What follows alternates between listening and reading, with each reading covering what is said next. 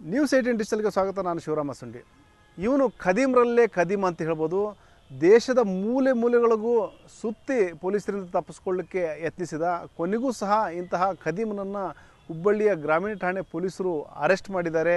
ಈಗ ಏನು ನ್ಯಾಯಾಲಯಕ್ಕೂ ಸಹ ಹಾಜರುಪಡಿಸಿದ್ದಾರೆ. ಒಟ್ಟು 16 ವರ್ಷಗಳಿಂದ ಏನು ಪೊಲೀಸರಿಗೆ ಚೆಳ್ಳೆ ಹಣ್ಣು ತಿನ್ನಿಸಿ ಅಡ್ಡಾಡ್ತಿದ್ದಂತಹ ಖದೀಮ ಕೊನೆಗೂ ಸಹ ಕಂಬಿ ಎಣಿಸುವಂತಾಗಿದೆ. ಏನೆಲ್ಲ ಆರೋಪ ಇತ್ತು ಇವನ ಮೇಲೆ, ಯಾವ ರೀತಿ ತಪ್ಪಿಸ್ಕೊಂಡು ಏನು ತಲೆಮರೆಸ್ಕೊಂಡಿದ್ದ ಅಂತೇಳಿ ನಾನು ಮುಂದೆ ಹೇಳ್ತಾ ಹೋಗ್ತೀನಿ. ಅದಕ್ಕೂ ಮುಂಚೆ ನ್ಯೂಸ್ 18 ಯೂಟ್ಯೂಬ್ ಚಾನಲ್ ಸಬ್ಸ್ಕ್ರೈಬ್ ಮಾಡಿಲ್ಲ ಅಂದರೆ ಕೂಡಲೇ ಸಬ್ಸ್ಕ್ರೈಬ್ ಮಾಡಿ. ಜೊತೆಗೆ ಇನ್ಸ್ಟಾಗ್ರಾಮ್ ಇರ್ಬೋದು, ಫೇಸ್ಬುಕ್ ಪೇಜನ್ನು ಫಾಲೋ ಮಾಡಿರಿ ಅಂತೇಳಿ ನಾನು ರಿಕ್ವೆಸ್ಟ್ ಮಾಡ್ತಾ ಇದ್ದೀನಿ. ಈಗೇನು ಖದೀಮ್ರ ಬಗ್ಗೆ ಹೇಳ್ತಾ ಇದ್ದೆ. ಹೀಗೆ ಏನು ಒಂದು 16 ವರ್ಷಗಳ ನಂತರ ಅರೆಸ್ಟ್ ಆದವನನ್ನು ಧಾರವಾಡ ಜಿಲ್ಲೆ ಕಮಲಾಪುರದ ಲೋಕೇಶ್ ಅಂತ ಗುರುತಿಸಲಾಗಿದೆ. ಇವನು 2010 ಜೂನ್ ತಿಂಗಳಲ್ಲಿ ಒಂದು ಮಾಡಬಾರ್ದು ಕೆಲಸ ಮಾಡಿದ್ದ. ಅಂದರೆ ಇವನು ಏನು ಖಾಸಗಿ ಒಂದೇನು ಶ್ರೀರಾಮ್ ಚಿಟ್ಸ್ಗೆ ಸಂಸ್ಥೆಗೆ ಸೀಸ್ ಮಾಡಿದಂತಹ ಒಂದೇನು ಲಾರಿ ಇತ್ತು. ಆ ಲಾರಿ ಏನು ಸೀಸ್ ಮಾಡಿದಂತಹ ಲಾರಿ ನಂಬರ್ ಪ್ಲೇಟ್ನ ಡುಪ್ಲಿಕೇಟ್ ಮಾಡಿ ತನ್ನ ಲಾರಿಗೆ ಹಾಕ್ಕೊಂಡು ಒಂದು ನಕಲಿ ದಾಖಲೆಗಳನ್ನ ಸೃಷ್ಟಿ ಮಾಡಿ, ಈಗೇನು ಕಾರ್ಗೋ ಸರ್ವಿಸ್ ಏನು ಬರುತ್ತೆ, ಆ ಕಾರ್ಗೋ ಸರ್ವಿಸ್ನವ್ರಿಗೆ ಏನಂದರೆ ಆ ನಕಲಿ ದಾಖಲೆಗಳನ್ನು ತೋರಿಸಿ ನಾನು ನಿಮ್ಮ ಕಾರ್ಗೋ ಸೇವೆಯನ್ನು ಸಲ್ಲಿಸ್ತೀನಿ, ನಾನು ಏನು ಸರಕು ಸಾಗಾಟಕ್ಕೆ ನನಗೆ ಅವಕಾಶ ಮಾಡಿಕೊಡಿ ಅನ್ನೋ ಒಂದು ಮಾತನ್ನು ಹೇಳಿದ್ದ.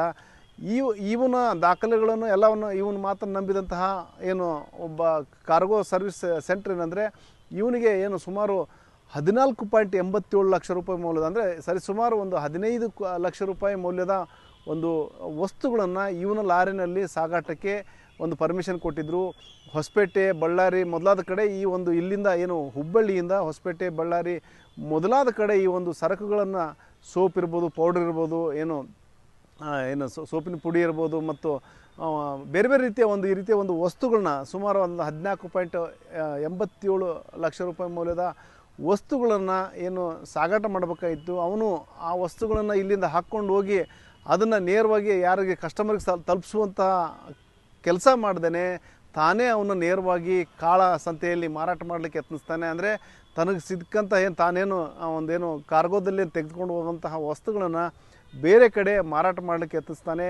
ಒಂದಷ್ಟು ವಸ್ತುಗಳನ್ನು ಸಹ ಮಾರಾಟನೂ ಮಾಡ್ತಾನೆ. ಆದರೆ ಇದೇ ಸಂದರ್ಭದಲ್ಲಿ ಏನು ಅಲ್ಲಿ ಕೊರಿಯರ್ ಏನು ಪಾರ್ಸಲ್ ಮುಟ್ಟಿಲ್ಲ ಅನ್ನೋ ಒಂದು ಹಿನ್ನೆಲೆಯಲ್ಲಿ ಏನು ಪರಿಶೀಲನೆ ಮಾಡೋದ ಸಂದರ್ಭದಲ್ಲಿ ಅವನು ಏನು ಈ ರೀತಿ ವಂಚನೆ ಮಾಡೋದು ಬೆಳಕಿಗೆ ಬಂದಿದೆ. ಹಾಗಾಗಿ ಏನು ಆ ಒಂದು ಕಾರ್ಗೋ ಸಂಸ್ಥೆಯವರು ಏನಂದರೆ ಇವನ ಮೇಲೆ ಕಂಪ್ಲೇಂಟ್ ಕೊಟ್ಟಿದ್ದರು. ಕಂಪ್ಲೇಂಟ್ ಕೊಟ್ಟ ನಂತರ ಏನಂದರೆ ಹುಬ್ಬಳ್ಳಿಯ ಗ್ರಾಮೀಣ ಠಾಣೆ ಪೊಲೀಸರು ಇವನನ್ನು 2010ರಲ್ಲಿ ಇವನನ್ನು ಅರೆಸ್ಟ್ ಮಾಡ್ತಾರೆ. ಅರೆಸ್ಟ್ ಮಾಡಿ ನ್ಯಾಯಾಲಯದ ಮುಂದೆ ಪ್ರೊಡ್ಯೂಸ್ ಮಾಡಿದಂಥ ಸಂದರ್ಭದಲ್ಲಿ ಅವನಿಗೆ ಒಂದು ಜಾಮೀನಿನ ಮೇಲೆ ಮತ್ತೆ ಹೊರಗೆ ಬರ್ತಾನೆ. ಅವನು ಆ ಒಂದು ಏನು ಜಾಮೀನಿನ ಮೇಲೆ ಹೊರಬಂದಂತಹ ಇವನು ಲೋಕೇಶ್ ಏನಂದರೆ ಮತ್ತೆ ಪೊಲೀಸರಿಗೆ ಚೆಳ್ಳೆ ಹಣ್ಣು ತಿನ್ನಿಸಿ ಕೋರ್ಟಿಗೆ ಮತ್ತೆ ಹಾಜರಾಗೋದೇ ಇಲ್ಲ. ಮುದ್ದತ್ತೇನು ಪ್ರತಿ ತಿಂಗಳು ಅಂದರೆ ಏನು ಡೇಟ್ ಯಾವ ಡೇಟ್ ಕೊಟ್ಟಿರ್ತಾರೆ ಕೋರ್ಟ್ ನ್ಯಾಯಾಲಯದಲ್ಲಿ ಹಾಜರಾಗಬೇಕನ್ನೋ ಒಂದು ಡೇಟ್ ಕೊಟ್ಟಿರ್ತದೆ. ಆ ಮುದ್ದತ್ತು ದಿನಾಂಕಗಳಂದು ಇವನು ಹಾಜರಾಗದೇ ತಲೆಮರೆಸ್ಕೊಂಡು ಅಡ್ಡಾಡ್ತಾನೆ. ಅವನು ಅಂದರೆ ಎಷ್ಟು ಚಾಲಾಕಿತನ ಮಾಡ್ತಾನಂದರೆ ಅವನು ಏನು ಹುಬ್ಬಳ್ಳಿ ನಿವಾಸಿಯಾಗಿದ್ರೂ ಸಹ ಅವನು ಬೇರೆ ಬೇರೆ ರಾಜ್ಯದ ತಮಿಳುನಾಡು ಇರ್ಬೋದು, ಆಂಧ್ರ ಪ್ರದೇಶ ಇರ್ಬೋದು, ತೆಲಂಗಾಣ ಇರ್ಬೋದು, ಮಹಾರಾಷ್ಟ್ರ, ಗೋವಾ ಹೀಗೆ ಬೇರೆ ಬೇರೆ ರಾಜ್ಯಗಳಲ್ಲಿ ಅವನು ಸಂಚಾರ ಮಾಡ್ತಾನೆ. ಮತ್ತು ಕುಟುಂಬಸ್ಥರಿಗೂ ಸಹ ಅವನು ಮಾಹಿತಿ ಕೊಡೋಲ್ಲ, ನಾನು ಇಂಥ ಕಡೆ ಇದ್ದೀನಿ, ಇಂಥ ಕಡೆ ಇಲ್ಲ ಅಂತೇಳ್ಬಿಟ್ಟು.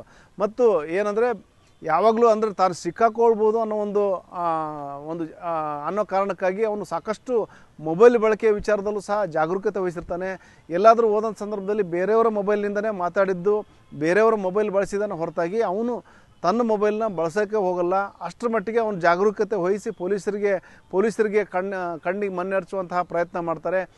ಆದರೆ ಇಷ್ಟೆಲ್ಲ ಆದ ಏನೋ ಸತತ 16 ವರ್ಷಗಳಿಂದ ಇವನೇನು ತಲೆಮರೆಸ್ಕೊಂಡಿರ್ತಾನೆ. ಇದೇನು ಲಾಂಗ್ ಪೆಂಡಿಂಗ್ ಕೇಸ್ ಅಂತ ಆಗ್ತದೆ.